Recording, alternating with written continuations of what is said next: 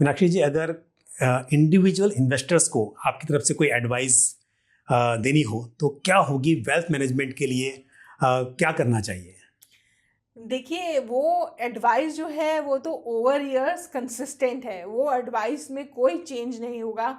I think आपका वो जो एसेट एलोकेशन है उसको मेंटेन करना फॉर इंडिविजुअल इन्वेस्टर बहुत बहुत क्रिटिकल है।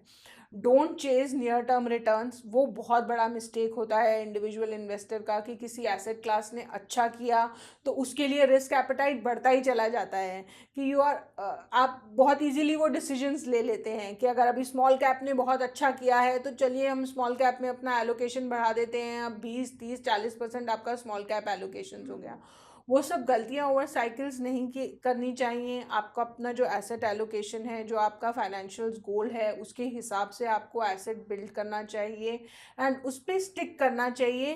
रीसेंट परफॉर्मेंस को तो बिल्कुल भी कभी भी चेज़ नहीं करना चाहिए, क्योंकि मार्केट में एक चीज़ रहेगी हमेशा, कोई चीज़ नहीं रहे या नहीं रहे, जो कि है रिवर्जन टू मीन।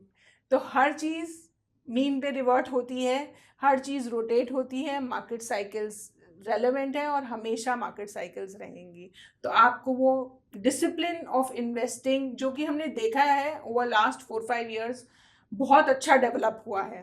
तो पहले क्या था, हम लोग देखते थे अपने फ्लोज में भी, फंड्स में भी, कि जब मार्केट में अंडर परफॉर्मेंस आता था या स्टॉक्स अच्छा नहीं करते थे तो we would see those pressures कि रिडेम्पशन प्रेशर्स आ रहा है या आपका फ्लो नहीं आ रहा है। बट इस साइकिल में वो अच्छी चीज़ रही है कि इन्वेस्टर डिसिप्लिन रहा है एंड वो I think going forward should become even stronger. और दूसरी चीज़ जो आई थिंक इन्वेस्टर्स को मैं बोलना चाहूँगी कि equity as an asset class अभी भी हम बहुत पीछे हैं वर्सेस डेवलप्ड मार्केट की। आप कोई भी बेंचमार्क ले लीजिए, अभी भी लोगों को लगता है कि ये बहुत वॉलेटाइल एसेट क्लास है। लॉट ऑफ पीपल स्टे अभी भी इस इन्वेस्टमेंट से दूर हैं।